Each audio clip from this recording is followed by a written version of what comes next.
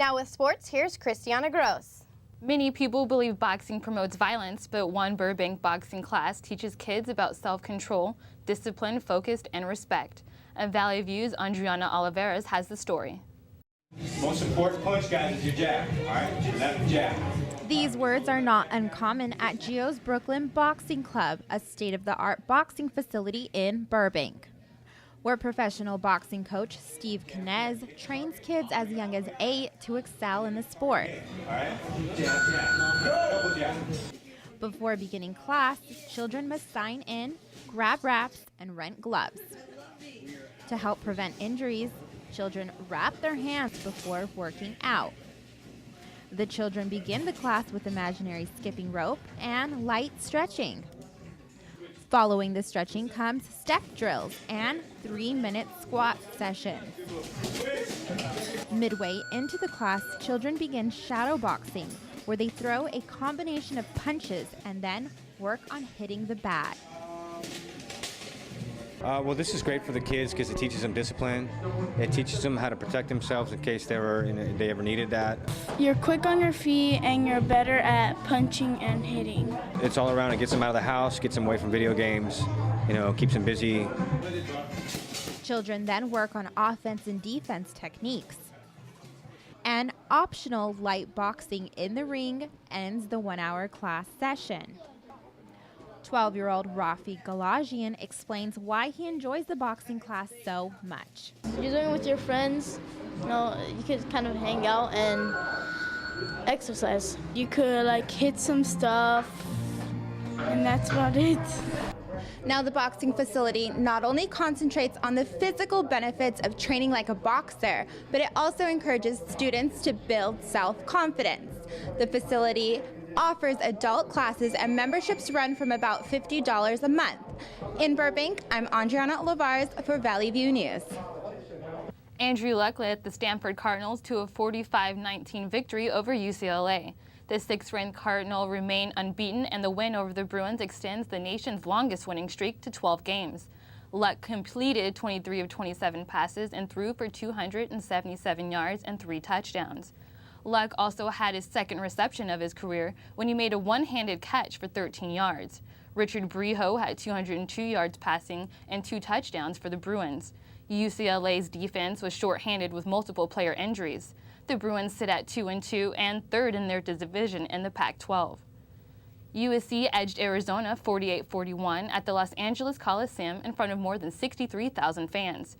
Quarterback Matt Barkley broke Carson Palmer's single-game record for passing yards with 468.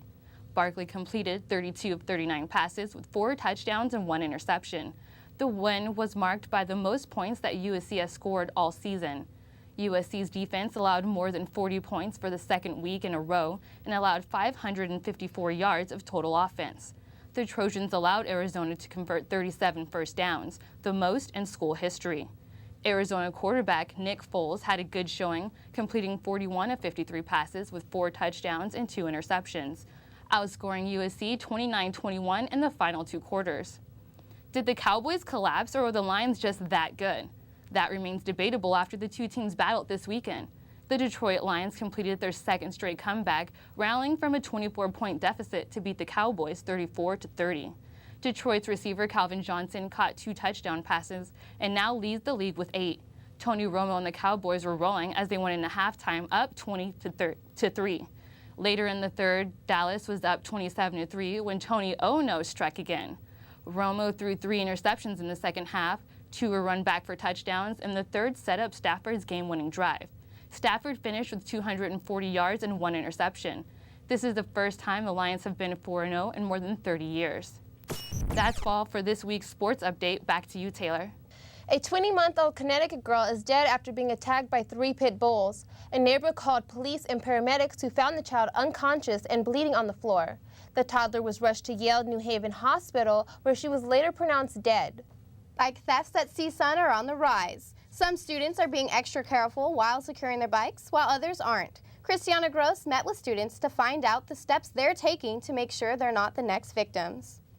Every day, hundreds of students like Anazari Danganan ride their bikes to campus. After finding a spot, she pulls her lockout from her backpack and locks up her bike.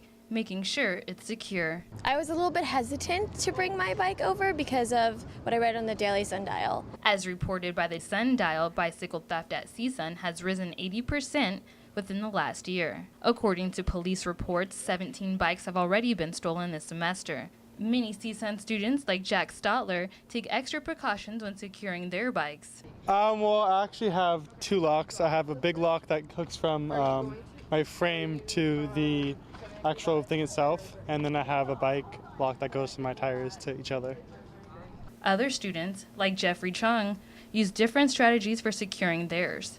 When I lock my bike up, I always try to find a spot on the edge because that's the most secure place to lock your bike, because you can lock a wheel and your bike frame. If you lock the bike in the middle, when it's crowded, they can just steer your entire bike and leave the wheel. Students could register their bikes for free with police services, or use the free bike compounds like this one, located in the G4 parking lot. I'm pretty sure all the people who have a little bit more concern about the safety of their bike would go and do it. Whether students use the bike compounds or just the bike racks around campus, they will continue to ride their bike to school despite the theft increase. Most bikes like these are stolen in broad daylight.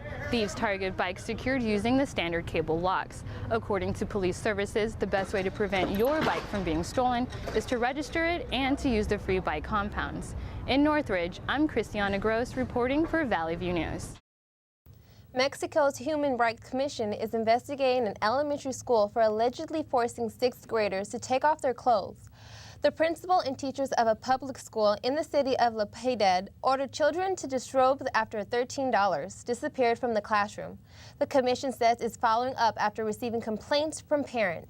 China launched its first space station module with an interesting musical send-off. A video animation put together by China's state television publicized the launch. The background music turned out to be America the Beautiful. The video was just over a minute long and featured the music but not the lyrics of the patriotic American song.